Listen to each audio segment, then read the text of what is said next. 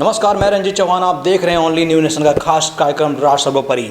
भारत की सबसे बड़ी समस्या जनसंख्या पर योगी सरकार का फरमान जारी होते ही एक विशेष समुदाय में हड़कंप मच गया।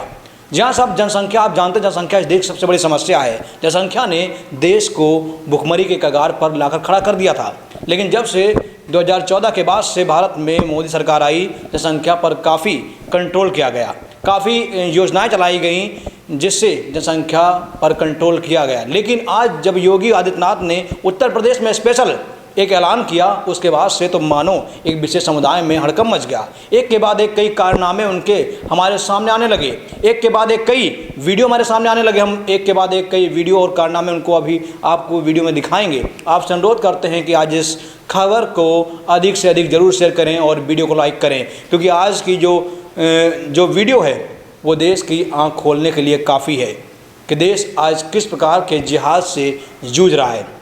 हमारे साथ हमारी सहयोगी साची हैं। साची, हम आपसे जानना चाहते हैं कि योगी आदित्यनाथ का एक बयान आता है जनसंख्या पर बयान आता है, किसी एक समुदाय के लिए नहीं आता है, वो सबके लिए था, हिंदू, मुस्लिम, सिख, ईसाई। लेकिन उस बयान के बाद एक विशेष समुदाय में इतना हड़कंप क्यों मचा? आखिर उनको मिर्ची क्यों लगी?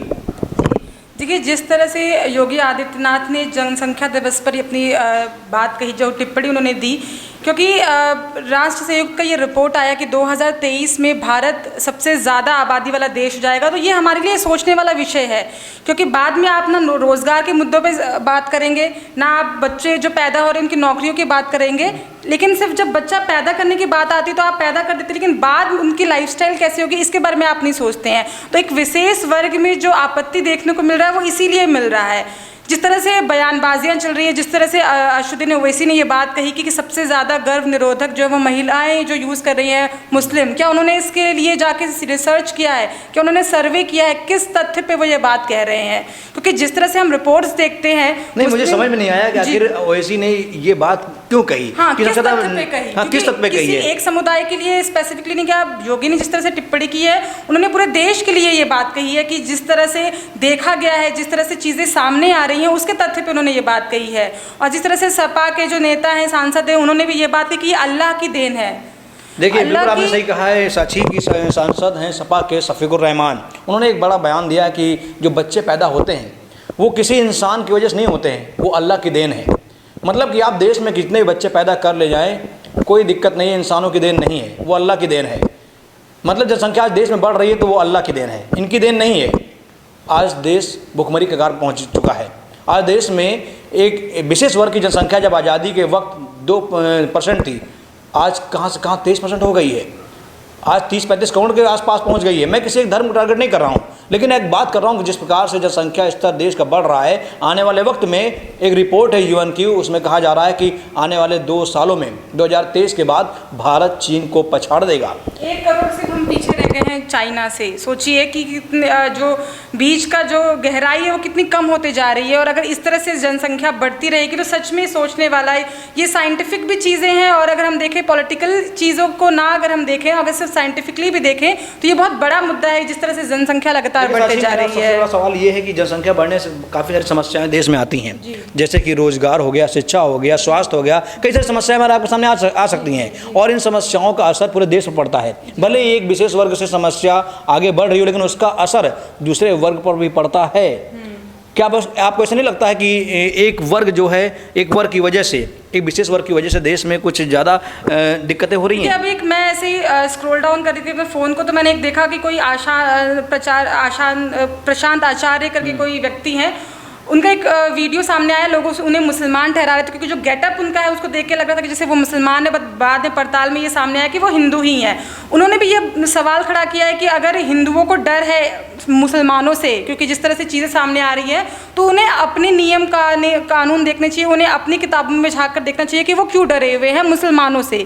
बात मैं ये कहना चाहती हूँ कि यहाँ डर की बात नहीं है कि हम किसी समुदाय से डर गए, या मुसलमानों से अब हिंदुओं को खतरा है, या हिंदुओं से अब मुसलमानों को खतरा है। हम ये 2 तरफ की बात ना करके हम ये देखें कि जनसंख्या जो मुद्दा है वो बड़ा मुद्दा है। जनसंख्या मुद्दा बड़ा इसलिए मुद्दा है क्योंकि जिस प्रकार से आपने कहा कि एक महिला थी, उन्होंने कहा कि वो हिंदू अपने में झांके, मुसलमानों में झांके हैं। जो देश का कानून है या देश की जो सरकारें होती हैं किसी एक धर्म के लिए नहीं होती हैं। योगी आदित्यनाथ अगर मुख्यमंत्री हैं उत्तर प्रदेश के तो सिर्फ हिंदुओं के लिए नहीं है, वो मुसलमानों के लिए भी हैं। उनका नियम, उनका ऐलान, उनका फरमान सबके लिए लागू होता है। और आपको बता दें जनसंख्या अधिक बढ़ने का सबसे बड़ा जो है समस्या ये है वो आतंकवाद फैलता है।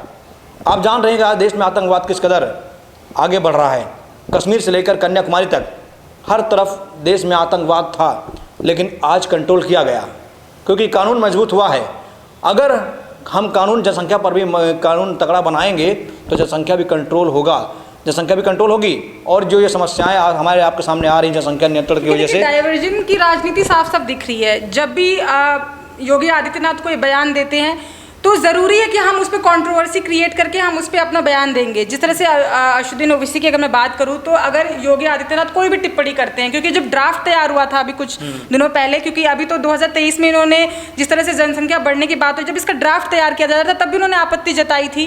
उन्होंने कहा था कि यही जो बात अभी सामने आ रही है, यही बात उस टाइम पे भी यही चीज़ें की गई। लगता है कि जब देश में कोई भी कानून या बिल पास होता है तो एक विशेष समुदाय को भी दिक्कत क्यों होती है, चाहे CNRC हो, जनसंख्या हो, ट्रिपल तलाक हो, या कोई भी कानून अगर संसद से या सदन से पास होता है या कोई सुप्रीम कोर्ट फैसला भी करता है तो एक विशेष समुदाय को दिक्कत क्यों हो रही है इस देश में। और बात ये भी रंजीत जी खड़ा होता है कि आप अपने मुद्दे पे नहीं देखते हैं। अभी जिस तरह से जामताड़ा में ये देखने को मिला कि शुक्रवार को छुट्टी की जा रही है रविवार की जगह, तो आप अपने मुद्दे में भी देखिए कि जब आप उसमें एक स्पेसिफिकली आप स्लैश लगा के लिख दे रहे हैं आगे जुम्मा कि बच्चों को जुम्मे की नमाज पढ़नी, इस तरह से तो मंगलवार को हनुमान चालीसा पढ़ने के लिए हिंदी बच्चों को भी छुट्टी दे देनी चाहिए। अगर इस तरह से हम चीज़ों को बांटेंगे, अगर हम अपने मुद्दे पे ओवैसी को उसमें भी सामने आके बोलना चाहिए था। उसमें उन्होंने जांच का विषय है, वहाँ की झारखंड की सरकार क्या कर रही थी। अगर आपको बोलना है तो आप हर बात पे सामने आके बोलिए। सिर्फ अगर योगी आदित्यनाथ कोई बात बोल देते हैं, उनकी कोई टिप्पणी पे आप सामने आके, तो आप ऐसा लग रहा है जैसे हिंदुओं को एक तरफ और मुसलमानों को अग्रसर करने की बात बयान दे रहे हैं। की बात कर रहे हैं तो हमने अक्सर जो है सुना है कि मुस्लिम महिलाओं में, खासकर मुस्लिम महिलाओं में, मुस्लिम धर्म में महिलाओं को नहीं चलती है। और ये बच्चा पैदा करने के मामले में भी 3 तलाक के वक्त भी ऐसी ही तकलीफ मेरा एक पॉइंट है कि बच्चे पैदा करने के मामले में महिलाओं की नहीं चलती है। पुरुष प्रधान होता है मुस्लिम समाज में।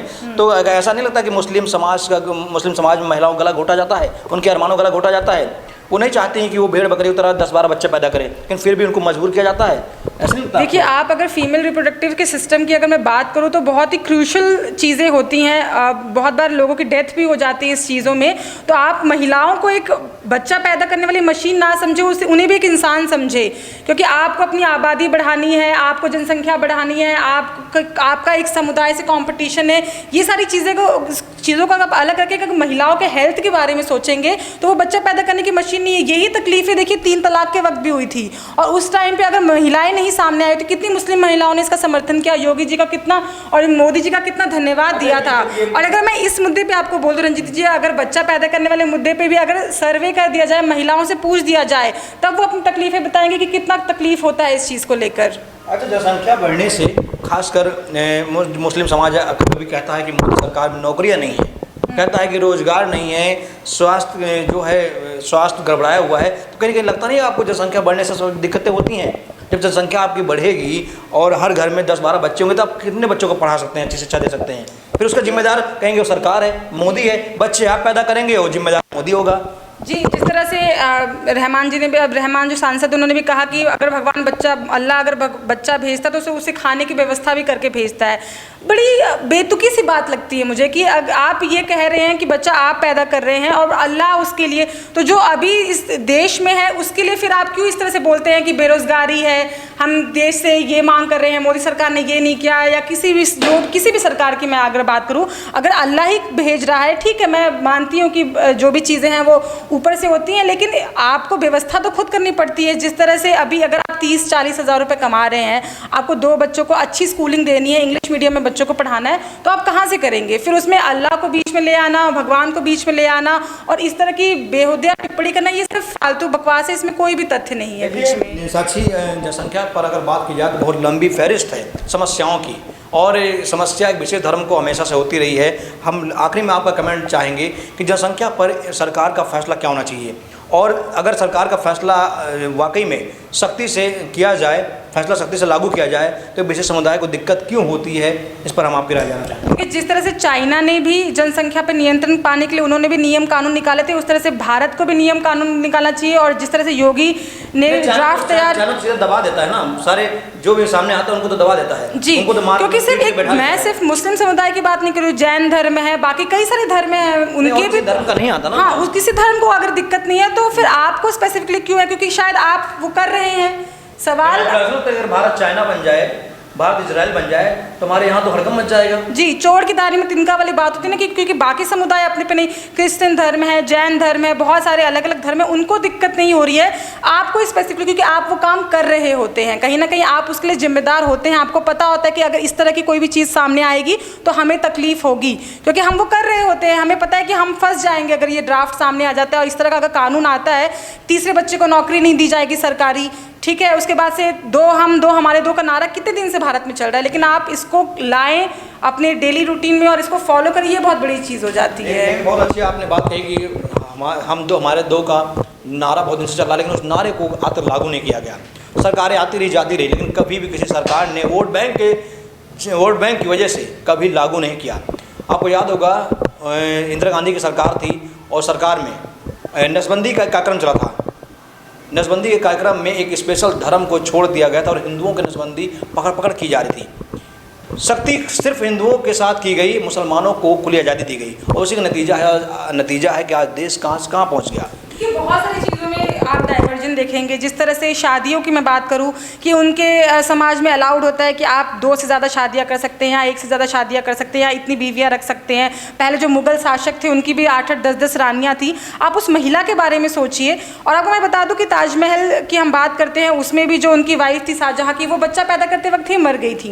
क्योंकि इतने सारे अगर आप बच्चों को पैदा कर रहे हैं तो आपका जो रिप्रोडक्टिव सिस्टम है वो कहीं ना कहीं इफेक्ट होता है, क्योंकि भाई आपका भी एक सिस्टम है। आप इस सिस्टम को अगर अच्छे से नहीं चलाएंगे तो इस पर ऑफकोर्स इसका कोई फीडबैक जाता है। तो इस तरह से चीज़ें सामने आती हैं कि आपके समुदाय के लिए ही आप कितनी पत्नियां रख सकते हैं, आप 3 बार तलाक बोल के किसी की ज़िंदगी बर्बाद कर सकते हैं। अगर इस तरह की चीज़ों को नहीं हटाया जाएगा, अब जनसंख्या पर भी यही चीज़ देखने को मिल रही है, क्योंकि जनसंख्या तो सबके लिए एक चीज़ है, चाहे आप हिंदू हो, चाहे आप मुसलमान हो, जैन हो, सिख हो, ईसाई हो, सबको ये जो नारा है हम दो हमारे दो, इसको फॉलो करना चाहिए और किसी एक समुदाय को इससे कोई तकलीफ नहीं होनी चाहिए। बिल्कुल सही, किसी एक समुदाय को इससे तकलीफ नहीं होनी चाहिए, चाहे हिंदू हो, मुसलमान हो, सिख हो, ईसाई हो।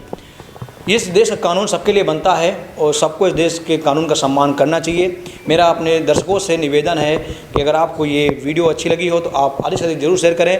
हर रोज़ रात 9 बजे हमारा खास कार्यक्रम राज सर्वोपरि आपके सामने आता है। मेरा आपसे अनुरोध है कि इस कार्यक्रम को अधिक से अधिक प्यार दें, मोहब्बत दें। बहुत बहुत धन्यवाद।